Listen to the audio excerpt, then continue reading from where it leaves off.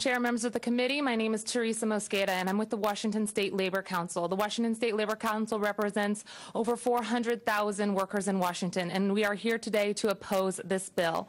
Policies like this distract and exacerbate the real problem. We hope that we would be able to use this time with you today to talk about the real problem, the facts that we're still giving handouts to large corporations who are, in fact, in large part, to blame for our current crisis in this economy. And instead, here we are scapegoating workers and hardworking families. The priority of this session should really be about protecting the safety net, raising revenue, and putting people back to work.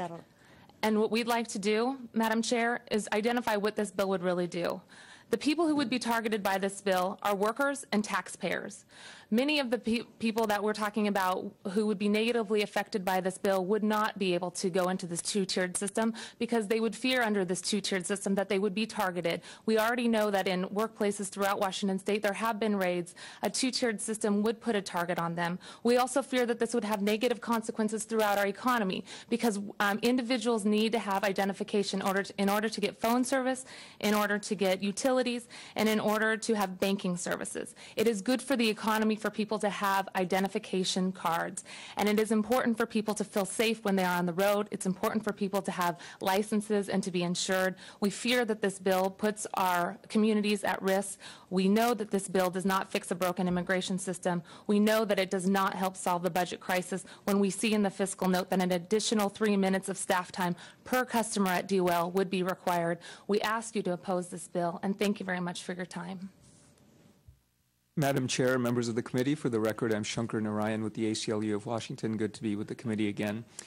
From a pure cost-benefit analysis perspective, this bill is not a good idea. It is extremely expensive. It costs $6.4 million per year. And for those millions of dollars, what do we get? We get decreased public safety, decreased security, negative consequences to immigrants, even if they're legally present, and more bureaucracy and longer lines at DOL for everyone. Immigrants in our communities are already vulnerable and mistrustful of government agencies, and they are not likely to want to get the second-tier license that marked them as undocumented.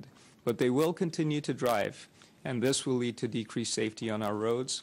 They will also become less likely to report crimes to law enforcement, making our communities less safe. And these consequences are exactly the opposite of what we would want in a working system and a policy that makes sense. We would want one where everyone who drives has a license, rather than driving individuals underground and away from the light of day. Many citizens and legal immigrants are also likely to be denied licenses under this bill. Immigration law is incredibly complex, and many legal immigrants don't have any document that shows that they are here legally. I should know because I spent 17 years waiting for a green card, and during many points in that process, there was no document that I could show that said that I was here legally.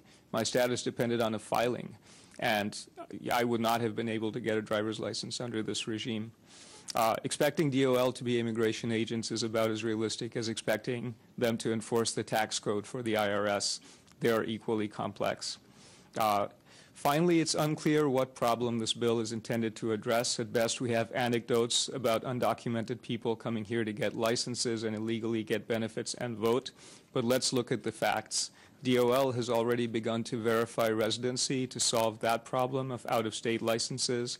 And as to undocumented individuals getting benefits, the facts show that those individuals pay far more into the system than they take out in benefits.